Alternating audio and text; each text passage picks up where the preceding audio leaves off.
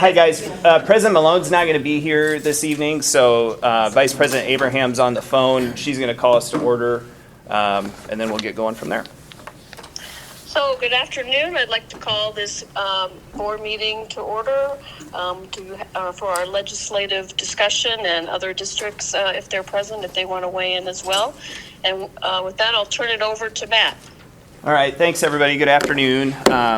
We are recording the meeting here, so we'll have a recording posted afterwards. And kind of the outline we had for this evening was to provide a district update, and then as Vice President Abraham said, if we have other districts that do stop in and join us, they can do that as well. And then, of course, the legislative update and some Q&A about what's going on in Des Moines, of course, we would like to get to. So I'll just start with kind of our district update, and of course you guys know, well, first I want to apologize for last week we didn't have the correct posting up, and so sorry for the exchange on that. I know we had the funeral there in January, and then as we changed that on our calendar, we lost those other ones, and we wanted to make sure that we had appropriate postings up. So apologies for that, but glad a couple of you could make it here this Friday. So district update for us, obviously we've been really focused on the budget. A lot of this has been report in the media. We've been spending a lot of time on it in several board meetings. We've been meeting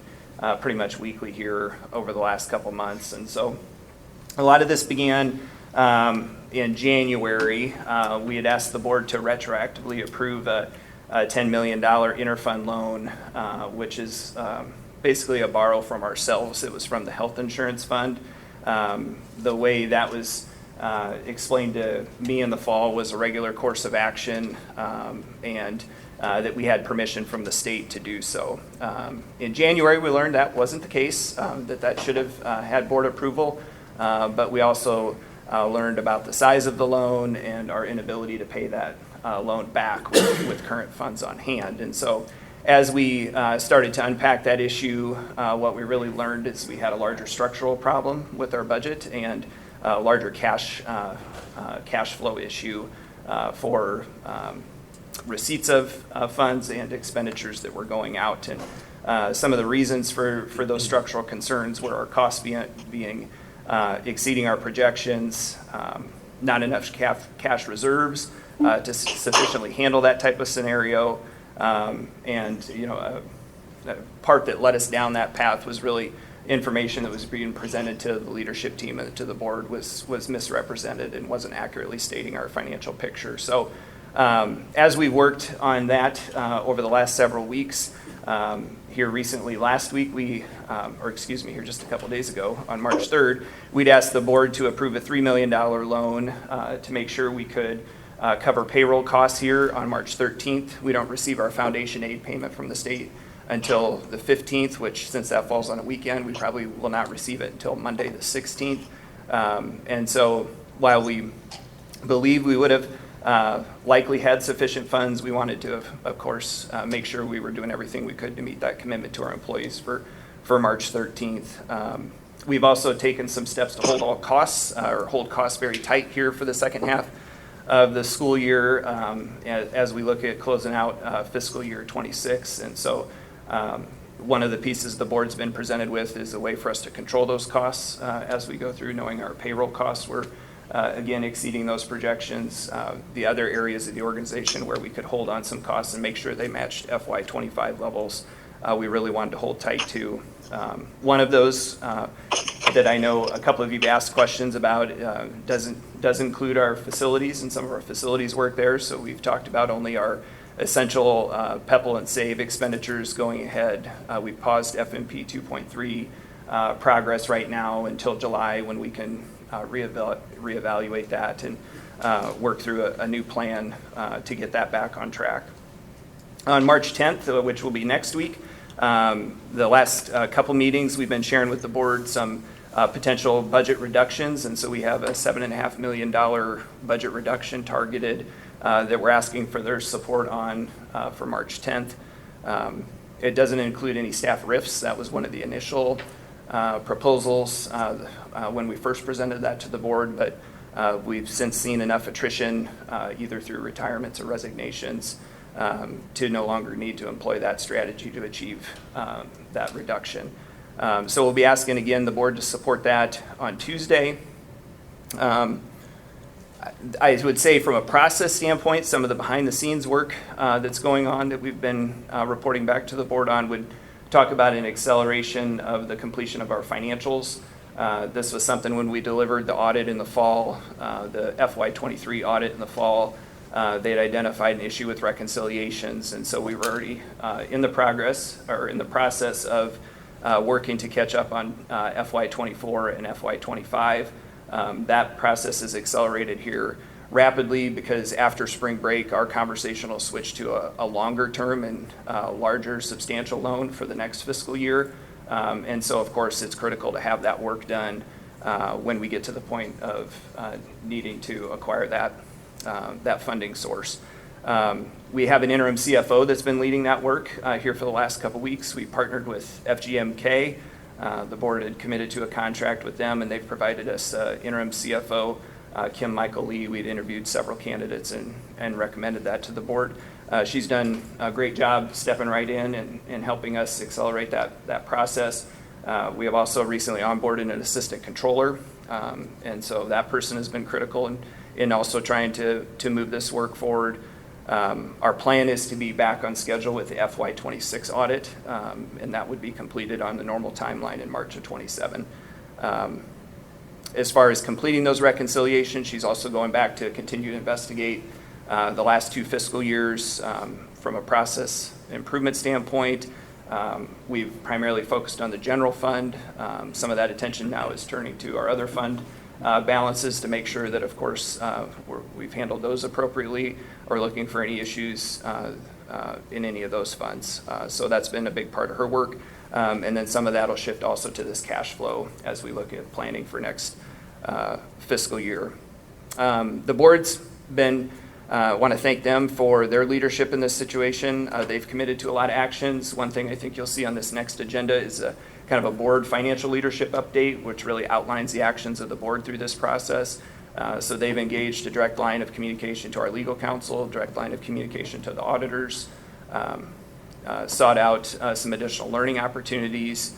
There's a whole host of things in there that I'm not going to list off all of them correctly right now in the moment.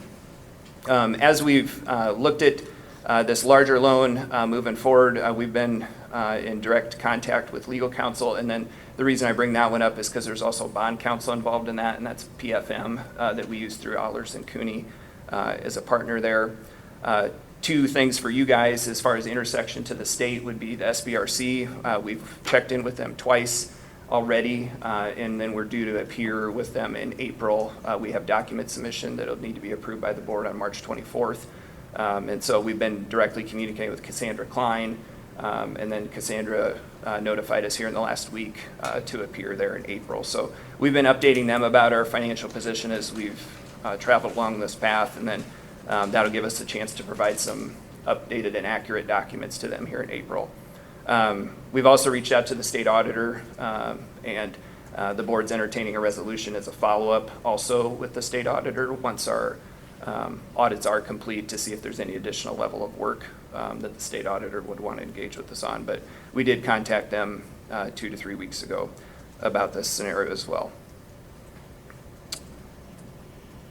I think with that said, I think I kind of hit the highlights there. Of course, happy to answer any of your questions, Adam or Eleanor. So.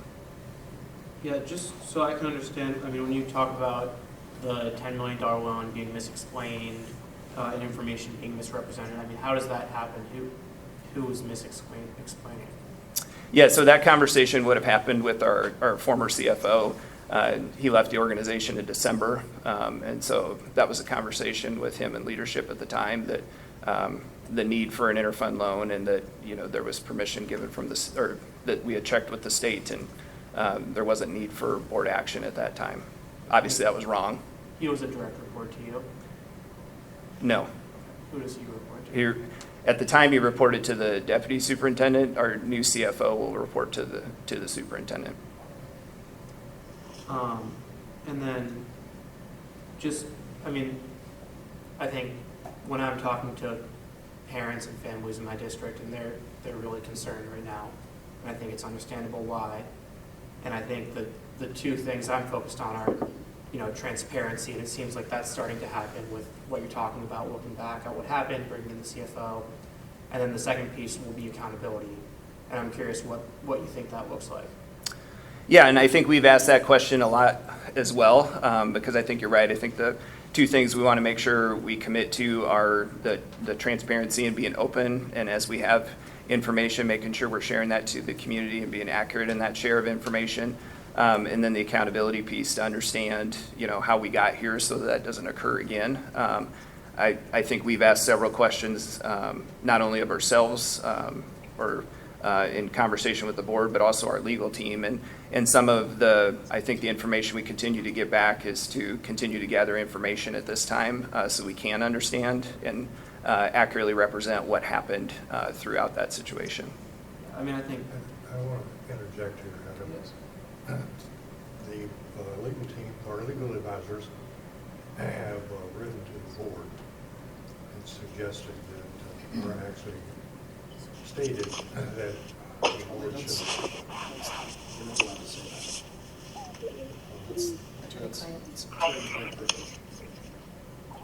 Well, I think it would be appropriate to say that we have received advice from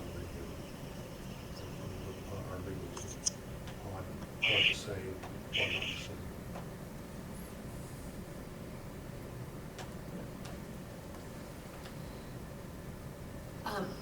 One of the things that I'm hearing, one of the questions I'm hearing is at what point are parents, families, students in the district going to know what this means for them?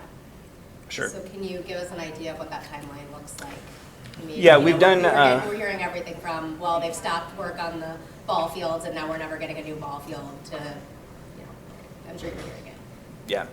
So we've done one community message. We have another one that's going to go out this afternoon that continues to link back to our board meeting presentations that tries to provide a high-level summary of what's going on, trying to balance providing them enough details with also making sure that the big picture is communicated so that we don't lose them in the details either.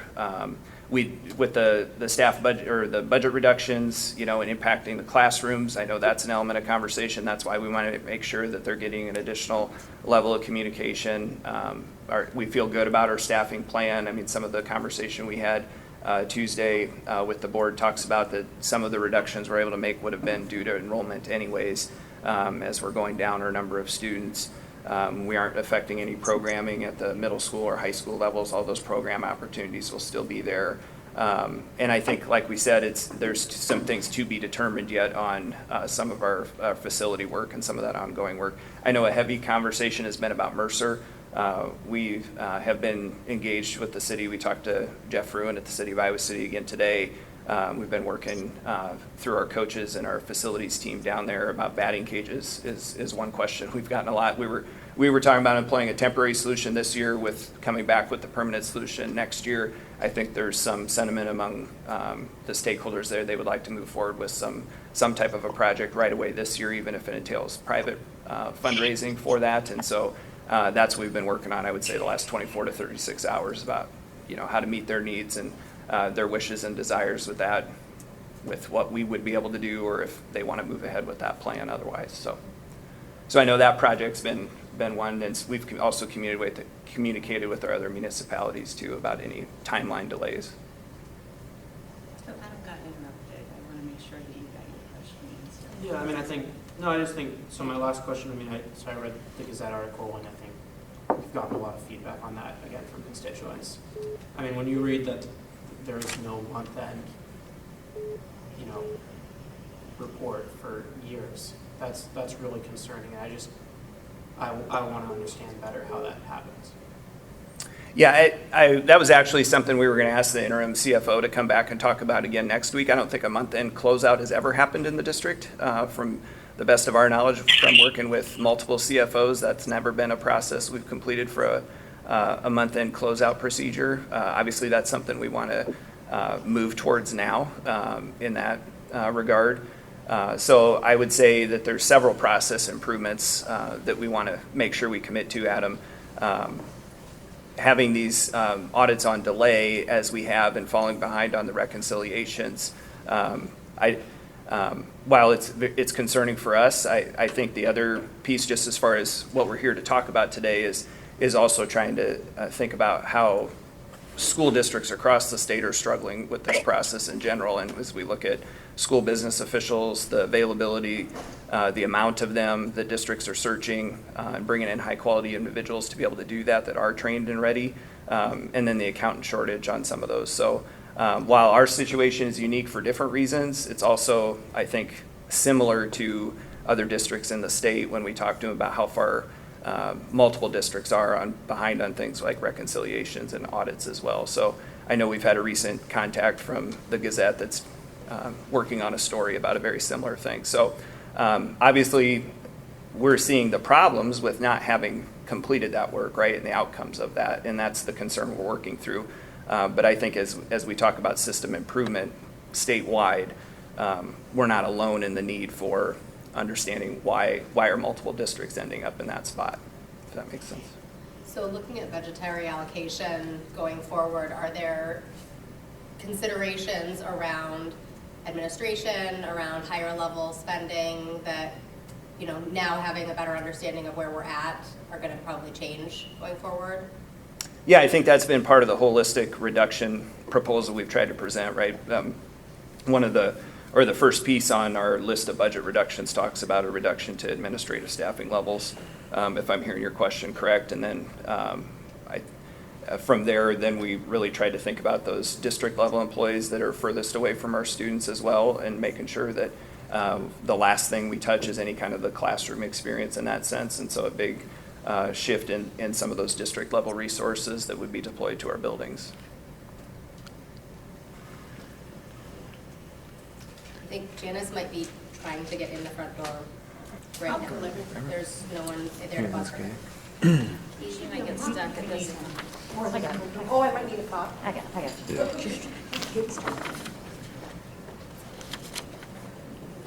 Is she at the top or the bottom, did she say? That's all right, we'll check both. Thank you. Yep. There's nobody there, so they told me to drive around back. I'm actually not in the, yeah.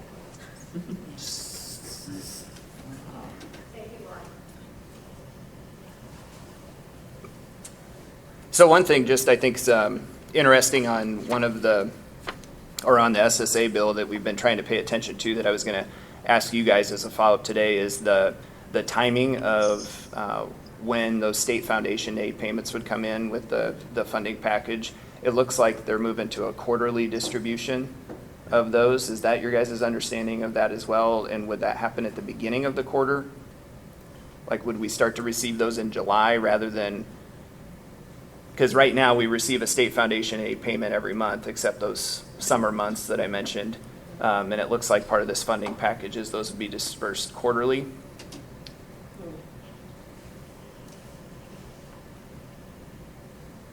I don't have an answer for you on that. That's Okay. a good question. Yeah,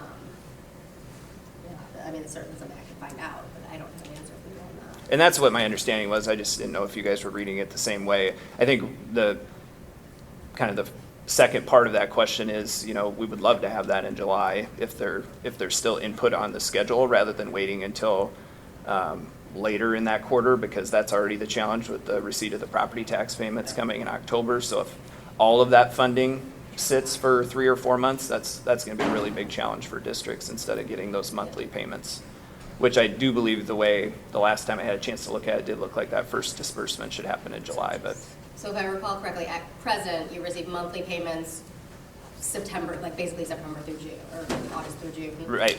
Okay, Yep. and then this would be down to, okay. Yeah, and then they would start to distribute it on a quarterly basis instead. I mean, we're a district that has high property value, right? So we generally receive a bigger chunk of September our, and March, all of a sudden everything goes, oh, okay. yeah, we receive a larger chunk in those property tax months than we do through foundation aid payment. But obviously, the foundation aid payment for us still is about $10 million a month, so it's substantial. And if that is held until the back end of that first quarter, and we don't get our property tax payment until the back end of that, as we work out this scenario, that would be especially challenging. Thank you, I'll get you an answer on that. Okay. I also wanted to ask about the second loan that you're talking Sure. about. I guess the two questions I have are if there's an idea of what the size will be, and then also just sort of how you're thinking about balancing not wanting to make cuts now versus understanding that a loan means cuts in the future as you pay off interest. Yeah, I think the thing we can safely say, Adam, is that, it is a multi-year cut. I mean, I think we see enough, structural concern in our budget to know this isn't something we can accomplish through a one-time reduction. And even if we had known, or even if we could know at this point what that exact number was, I don't think that's something that would be reasonable to achieve in a one-year time period. And so it is likely a multi-year scenario in that sense.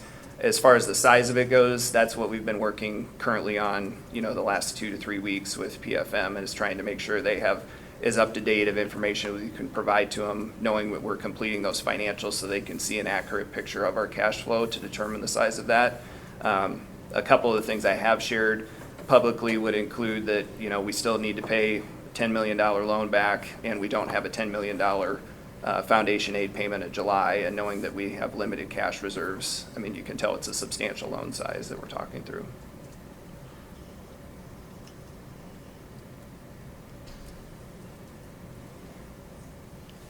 I do have some legislative items I was too. gonna say, Yeah. a couple questions, but want to make sure if we wanna, if you have yeah. other follow-ups. Senator Whiter has Yeah. just joined Yeah. us. I want to make sure that, Yep, and I don't know what I don't want to jump on you, but. Yeah, I don't know what I missed, so I apologize. I was No, coming it's from- all share. I'm sure, from another event in Amana, so. Yeah, my main concern, aside from whatever else has been shared, is continued radical transparency with the community at large, so everybody understands what's happening. And once everybody gets a handle on where the district is financially and how to deal with this, then go back and figure out how it happened, to put in place safeguards so that it never happens again. Exactly. Because this Yep. organization is just way too important for our community and its future. Obviously, I have a kid in there right now, as I know Chase does, and others here do, so. Yeah, definitely, and certainly understand that. And we talked a little bit about the transparency aspect. So I'm appreciative of that feedback, and that's something we're working to continue to do to make sure we're sharing accurate information as we have it as we go along, and ways to make sure that all the stakeholders are connected in that messaging as well. We've been communicating out to our staff weekly following every board meeting. The community, we've been kind of on an every other week rotation here over the last month. I had mentioned the community messages going out today as well. And then, like you said, and that was kind of another one of Adam's themes, a little bit, that accountability piece, making sure, like you said, we understand what had happened. And that's some of the work that our interim CFO is currently doing, looking at processes. But I guess what I'm thinking through there is while we're also working to course correct, we're identifying those things from that last period of time, and then also we'll have to continue to do that as we move forward. And so we don't want to totally wait. I think the thing I'm trying to say is we don't want to totally wait, as we move through this to look back. We need to be looking back right now as well, and that's what we're trying to do.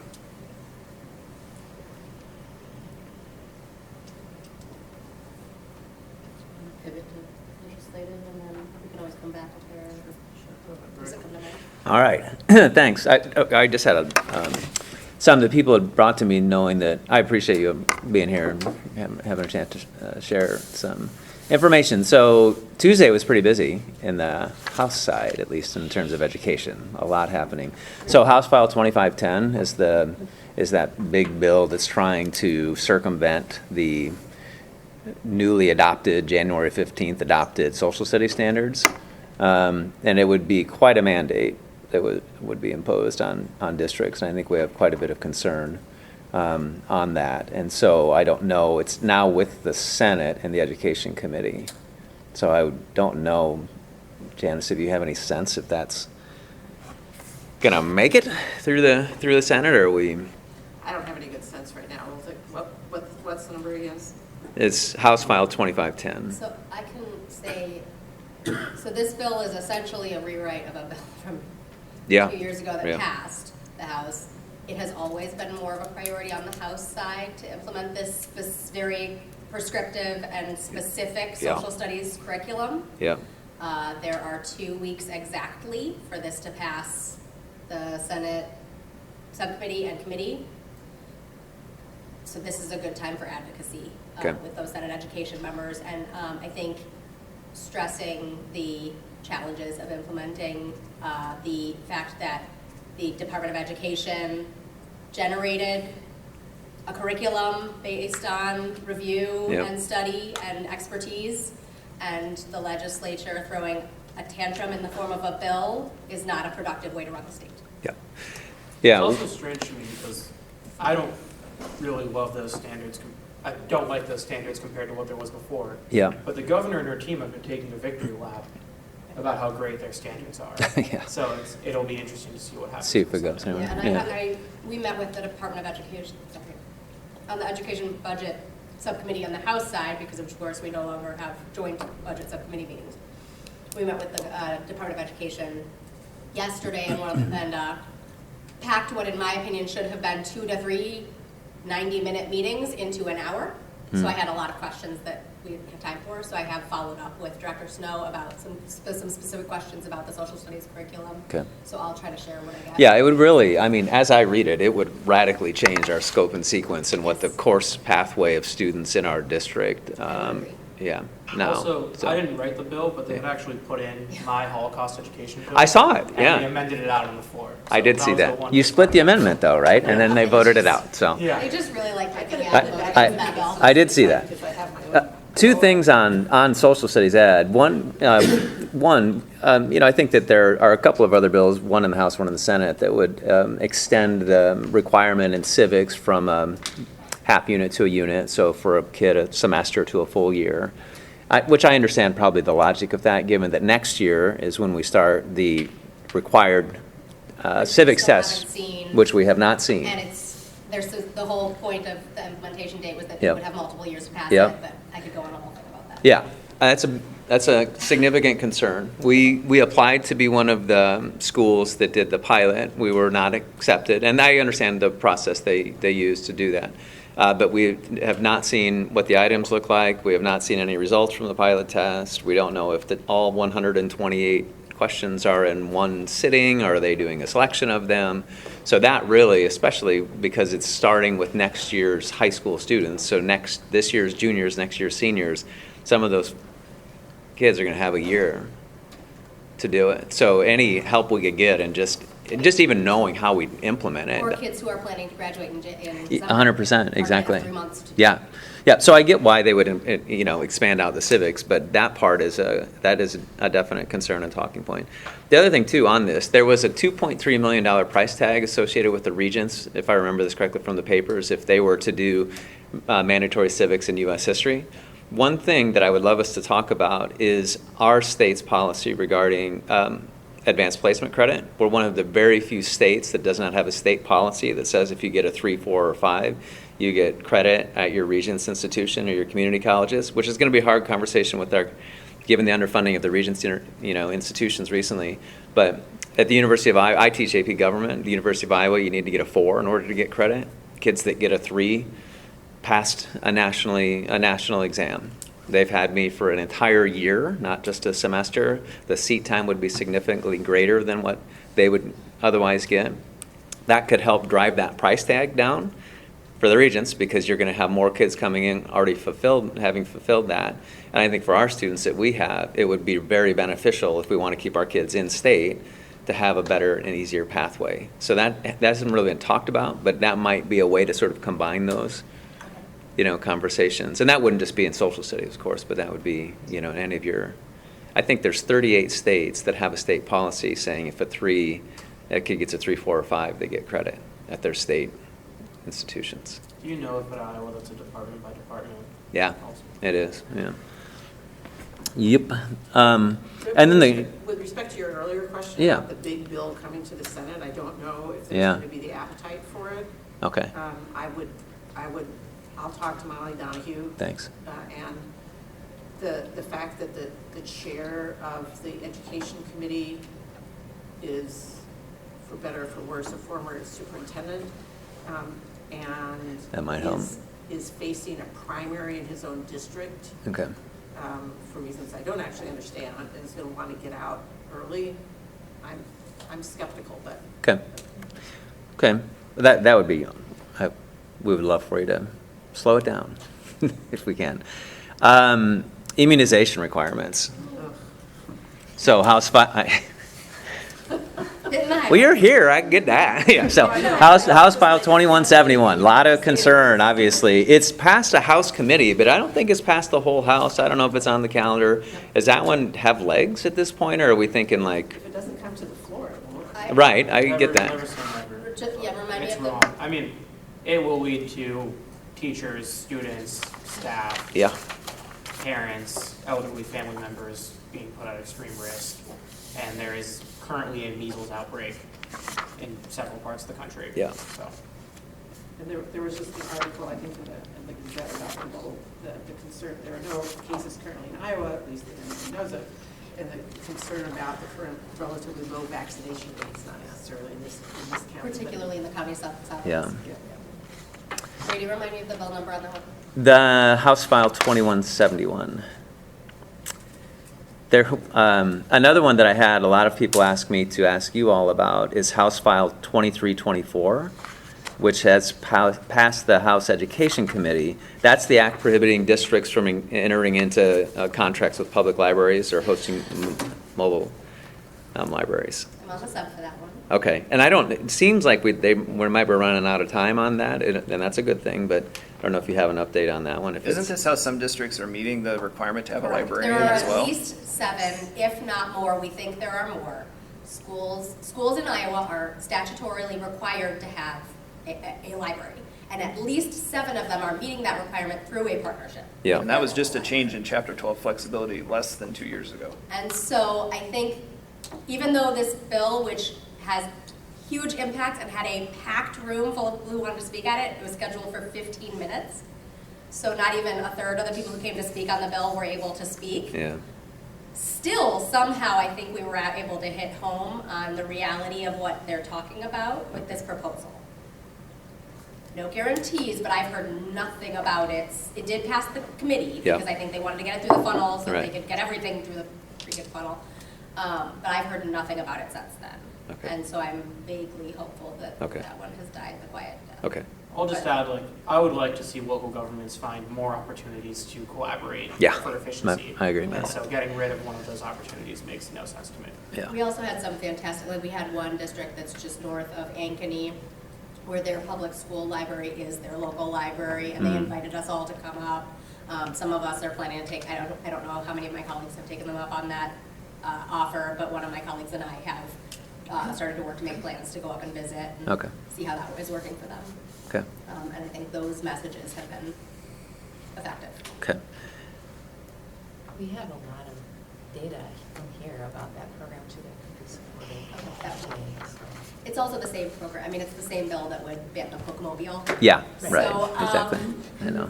That was not super well received, Yeah. even with those, like, nobody wants me to stand up on the House floor and talk about the beauty of the Bookmobile and to cutting that off from our students. Yeah. And frankly, nobody wants me to stand up on the Senate floor and make them all watch the 90-minute Oh, YouTube video from Cassuth County when all the good citizens of Cassuth County came out to support their public libraries, Oh. like almost 2 years ago. Yeah, okay. There was one that has, I think, like conceptually, I've had a lot of folks say could be a really good one. It's House File 2508. That's the one that has the pause and contact time during the summer. I think there are concerns about athletics versus other extracurriculars and how all those things merge, but, that's on the debate calendar for Monday. yeah, We are expecting a strike after amendment, and we don't know what that looks like yet. okay, But supposedly, the strike after amendment is meant to address the arts. right, Overlapping concerns. Right. We don't know what it looks like Okay. yet. But supposedly, there's a strike after coming that might actually address Okay. and be a yeah. potential. I think that folks get that. I mean, I think, staff here think, okay, this has some merit if we could figure that part It out. would be great to hear from some of those folks, because I've heard Okay. from no one locally. All right, about I'll it. see what I can do. There's some screen time ones too that Yeah. are out there. The one that just passed, goodness gracious, it was really loaded with a lot of things, including like ivermectin and all the stuff. So, how's, We just passed a competing one on the Senate floor. oh, yep, And that one is basically the common sense screen time bill because it creates a study committee okay. to look at this over the next year as opposed to mandating anything. Yeah, there, right, because there are a couple, there's actually a couple in the House, The one so, that passed the House was amended to add in the other one from the House. So the one that passed the House on, I believe it was Tuesday? yeah, it was.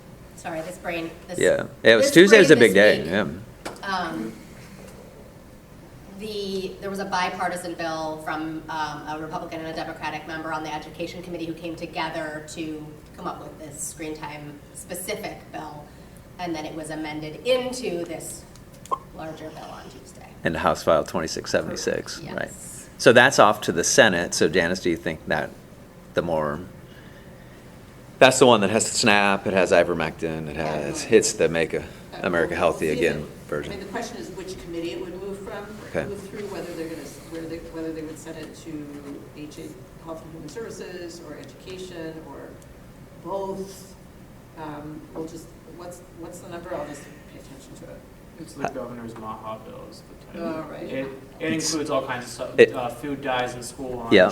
Yeah. 40 hours of nutrition required in medical But school. they added the screen time one. There were into about the- They 10 added the screen time amendments into on it. Also limits screen time, I think, K through 5 It- yeah. an hour. It has a physical activity mandate for high school. They have to be, you have to, in order to graduate, you have to participate in at least one club or extracurricular or sport. It's a, like. Which one are you on? Sprawling. House File 2676. Yeah, and that, I would just communicate the concern, the requirement for elementary PE, their Yeah, unfunded You've mandate. talked about that. I mean, there's no way we accomplish that without adding staff. There's no facility, there's no staff Right. for Yeah. every single kid to go to PE every single I mean, that's the day. most Yeah. concerning aspect of it. So Uh. back to the funding they're willing to give, and then adding staff to accomplish that one would be And- problematic. Janice, if you're taking notes, it was attached to Senate File 2367. I do like the idea of less screen time in elementary school and more time for kids doing physical activity. So I think Yeah. there's something workable there. Yeah. But Yeah, we're not against PE. Yeah. We're Yeah. not against less screen time. Yeah. It's just the requirements following no funding to meet those requirements are highly problematic. sure. We did have a good bill pass the House, Oh. the play in pre-K through kindergarten. Want to talk about that? That was good. House File 2652. Yeah. Is that on your list? Yeah, it was. I mean, I know ISEA has really worked hard, our state level group, they've really lobbied. It's been a couple of years of work on this to get that through. So I was on a Zoom last night meeting, they're very excited. I'm sure you've heard that from those folks. So, yeah, that's now in the Senate Ed Committee, right? Yeah. So, yeah. I don't know, on a different one that's probably, maybe not as celebratory, the House File 2338, which is, I guess, would be the expansion of Senate File 496 up to grade level 7 through 12. That had passed a House committee, but it's not gone anywhere since, so I don't know if we're thinking that's, I can go personal opinion on this one. yeah, I think it was a messaging bill. I think it's an Oh. election year. sure. The fact that 496 is still tied up in litigation Yeah. means that passing this as an actual Right. law is dumb, and a huge waste of taxpayer time and money. This is the bill that would expand provisions against mentioning certain topics, Yeah. including sexual identity, gender theory, sexual orientation, from the current litigated provisions of K through 5 to include 6 through 12. And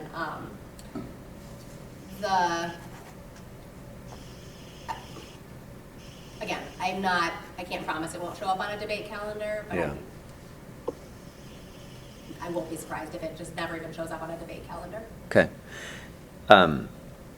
I think the appetite for that kind of bill is higher amongst the members who sit on the Education Committee than amongst the body at large. Okay.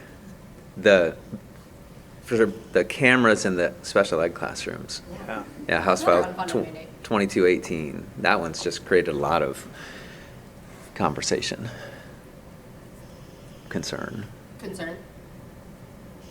Yeah, I mean, I think, and conversation, just trying to figure out, the funding mechanism for it, what it means for privacy, for students, for staff.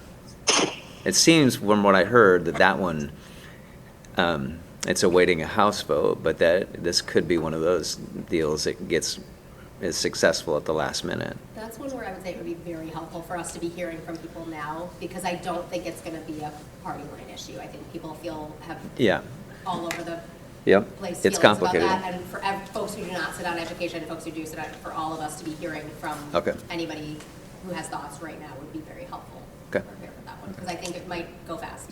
And I do how too, confident yeah. do we feel about the definition of a special ed classroom? Such a good question. Yeah. Not good, because it's like, what about when they're moving through the hallways?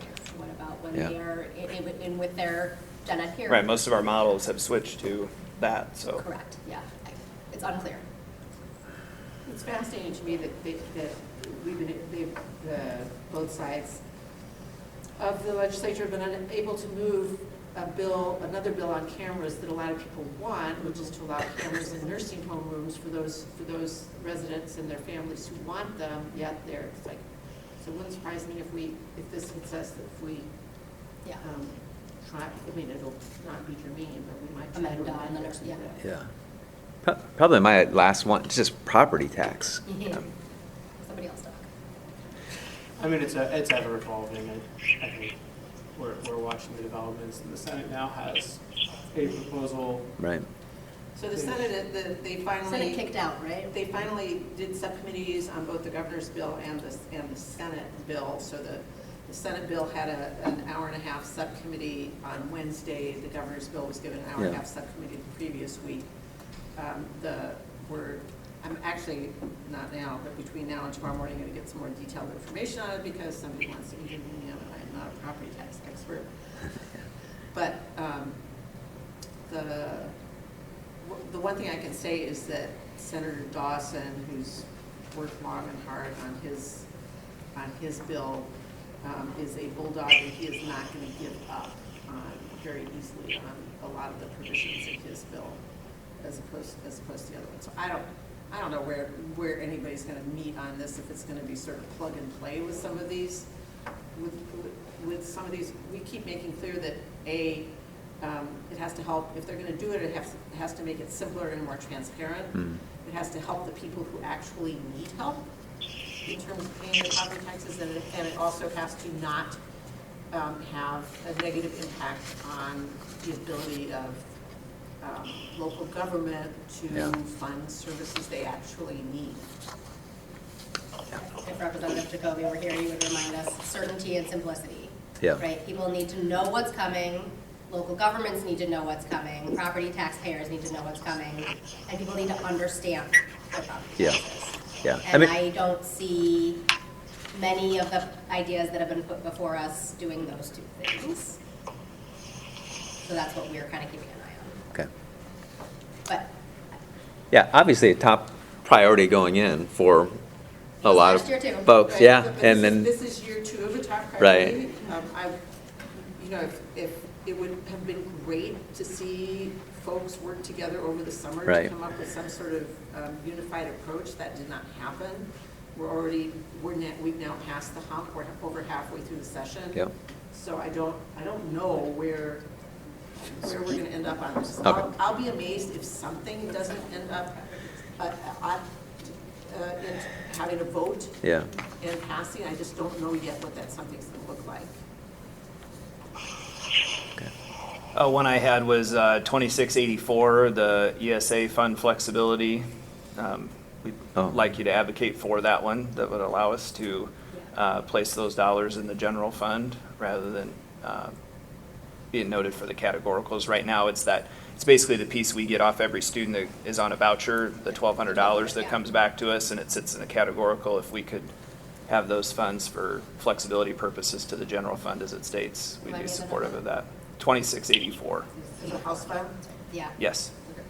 I was gonna say. And then a question, where is the, Yeah, passed 100 the unanimously, so. Great. That would be sitting in the Senate. good, the 140-day calendar ineligibility for open enrollment, what's the motivation there from the 90 days? So the motivation there is that enough districts have now gone from a 5-day school week to a 4-day school week, Oh, that having weeks, or having the going from calendar days to, or going from school days to calendar days was sort of the goal. So it actually, I believe, in effect, increases the ineligibility, and I apologize, I'm not an expert on this bill, but from my memory, it increases the ineligibility by approximately 2 weeks, but it standardizes things across districts that have 5-day weeks and 4-day weeks. Got it. How about cash at sporting events? I'm also on that one. Okay, yeah, we did, that passed the Senate this past week. Okay. And it was essentially we know it's a pain in the neck. It was essentially not a Representative Shipley, but it was a Senator Shipley bill from Southwest Iowa, who, whether he or constituents showed up at an event and couldn't get in because they didn't have cash, I don't know, but it passed. I wish that Representative Cora was with us. Right, and Senator Zimmer made the point, very, very clearly how much more work it is, and the extra requirements that are there in order to be able to take cash, so. Right, just appropriate even cash handling procedures and all of those things that are. Exactly. So He made those points, but it. That's why I wish we had Representative Cora with us, because she stated, so she chaired the subcommittee in the House, which I sat on, and her perspective was that this is the #1 issue she hears about in her district, is the ability for folks to pay with cash at sporting events. My perspective was I'm empathetic to folks who want to be able to grab a 20 from the car and go to their niece's baseball, softball game. Or to students who want to go to their friends' games but don't have a debit card or a credit card yet, because I didn't when I was a junior or sophomore in high school. But also, I think this is a local decision, and that these folks need to be advocating with their school boards. But that message seemed to fall on deaf ears, and it was not a partisan feeling. I will say that. I will also say we didn't really hear from folks back home much on this bill. So. yeah. I have one, Senate, this is one that's passed the Senate, and it's now in the House in the Education Committee, Senate File, 2220. That's the ISAS and programs for talented and gifted, and the districts are required to have an advanced mathematics pathway and implement procedures for subject acceleration and whole grade acceleration. I think we have a lot of those. The concerns that I've heard from folks in the curriculum departments here and teachers, part of it is that your ISAS scores then determine your course registration. The school is required to put you in the next most rigorous class. That's a hard thing for a district like us with a really wide program of studies, because would it be for math, AP statistics or AP pre-calc, English? We just don't have that sort of iteration, so it gets up into our secondary schools. Just if it ends up moving down, that would just, for us or our larger districts, we just need help with that or improvements to it, because it's just not clear what that next most rigorous course would be in English language arts or So math. that was a Department of Education bill, so Yeah. it would be helpful. If you want to send some, that would be I great will. to have some stuff, because I can get some questions answered. Okay. And like I said, I mean, now that it's in the House Education Committee, my inclination is it's probably going to pass. So if we can somehow work through some of those, that would be Yeah, fantastic. I'd like to get some of those questions Okay. answered before we get it on the floor in committee. Okay. And sorry, I wanted to check this one before I came in so I could verify, but the second count date, that is part of the SSA package? Yeah. And is that why we're doing a second ESA application in the second semester? No, that's not why. That's been a proposal since ESAs were implemented, because there are people who want to be able to leave their schools in the middle of the year and get money for it. So I guess what I was trying to tease out, they're not linked together. The second count date's for sure happening in SSA, and this other ESA application seems like it's in the big choice bill. Yeah.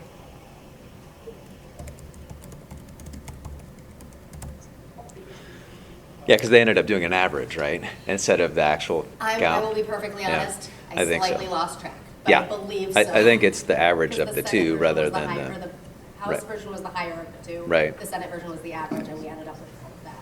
Right. Yeah. The Yeah. number of different versions of that bill Yeah. I lost it. Charter employees and IPERS, charters as LEAs for receipt of federal funds, all things in the big bill. I mean, you guys aware of those, or you talked about those much?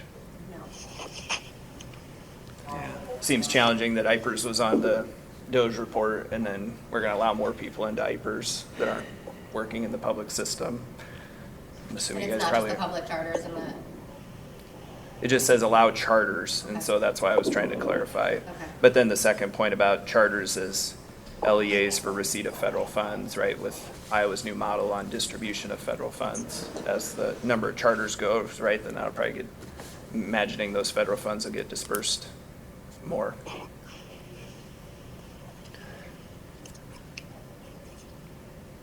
Yeah. Any that we should have on our radar screen we haven't asked about Yeah. that you need feedback on? I know. That's probably a dangerous question a little bit.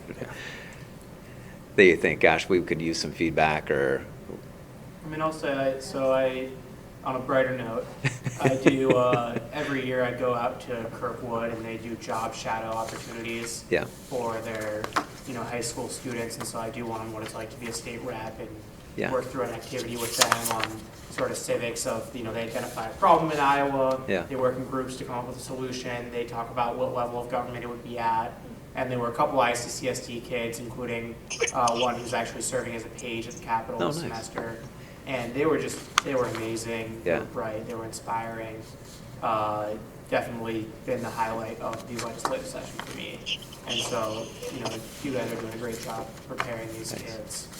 And I think back to where we started, when we talk about like transparency, accountability, that's what I'm thinking about, is Mm. making sure that we can continue to serve Yeah. those kids. yeah. Thanks, Ann.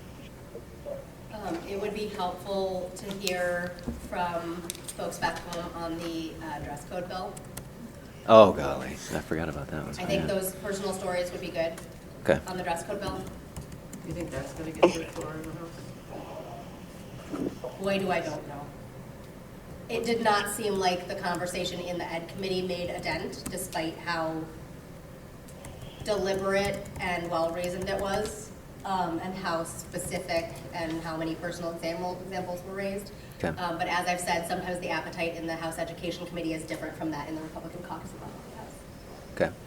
So that would be a really good one to be geared up for, because I think that bill could have some dramatic negative impacts. Yeah. on Yeah, we've spent a students. lot of time on our dress code. So, Yeah. Okay. No, I think it'd be very negative.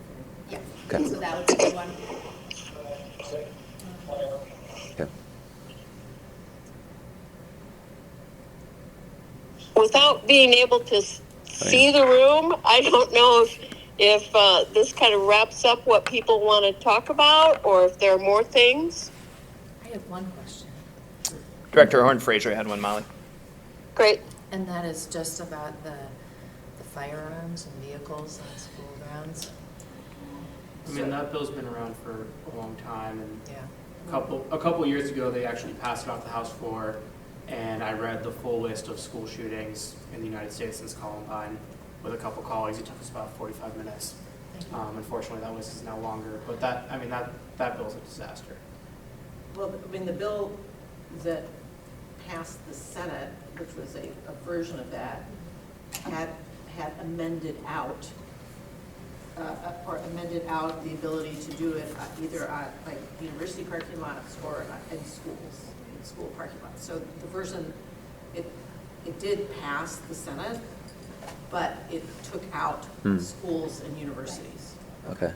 But there's some version of that bill every year. I mean, we genuinely still get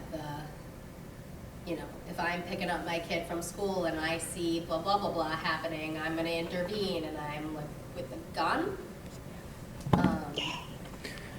The statistical data tells us that the good guy with a gun narrative is less likely to be the end result than the unintended negative consequences and accidental or heat of the moment danger.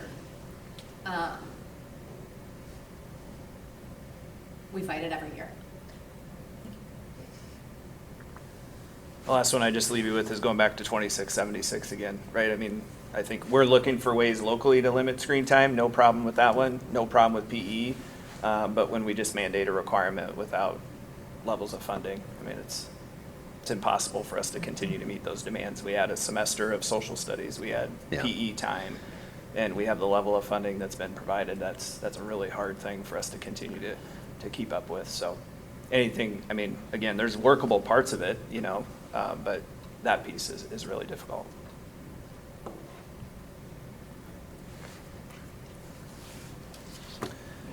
You all can load up my granddaughter with anything that needs to be told, because she'll be on the floor with me on spring break week. So. Oh, fun. That's awesome. Yeah, yeah. So Matt, can Oh, yeah, go ahead, Charlie. I want to just let you know what's happened to the district in the last couple of weeks. We received this last week or so 2 email messages, which I found very disturbing. One of those messages, the sender is identified as with the word night, and then with 3 other words: concerned community countryman. The C for all of those words has been changed to K. The person in the staff who I talked with about this message points out that means that this message could be identified as a KKK message. In the body of the message, the sender says, "We are appalled to see that our great schools have seen huge shifts in demographic representation that we believe are negatively impacting the quality and stability of our educational environment. As you know, this district has become a majority minority district this year with our enrollment data. The 2 messages go on to, in my view, essentially blame minority students for whatever the sender is checking to concerned about. That's extremely disturbing. It is just, I find it very disturbing. I find any correspondence directed at us that references or uses or associates itself with the Ku Klux Klan to be a potential threat. And I would like to let you know about this.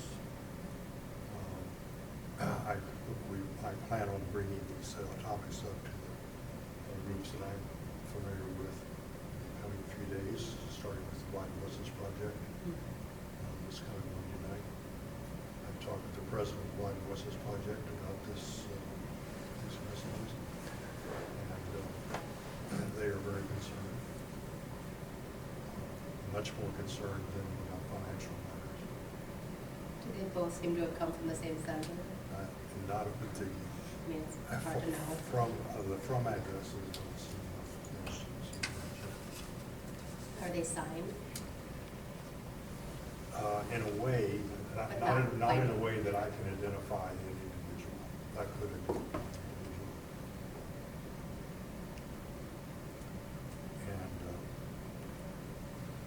And again, I think it's come upon all of us to realize that the district has become a minority district. Our Black African American student body has grown consistently over the last 20 years. The same thing applies to our Hispanic and even more so to kids that identify more than one ethnicity. White enrollment has declined slightly over the last 4 years, but it hasn't changed very much in the last 10 to 20 years. That's the way I read it.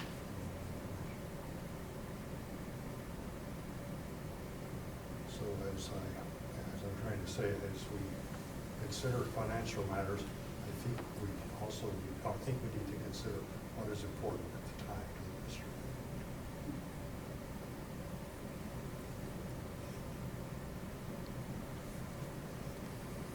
Thanks, Charlie. Were those messages directed solely to the school board They were members? addressed only to school board members. Yeah, I do. But obviously, they're public messages, and we can share them. I have talked with Superintendent Degner about these messages. And I'll be happy to provide copies to you unless you're interested in them.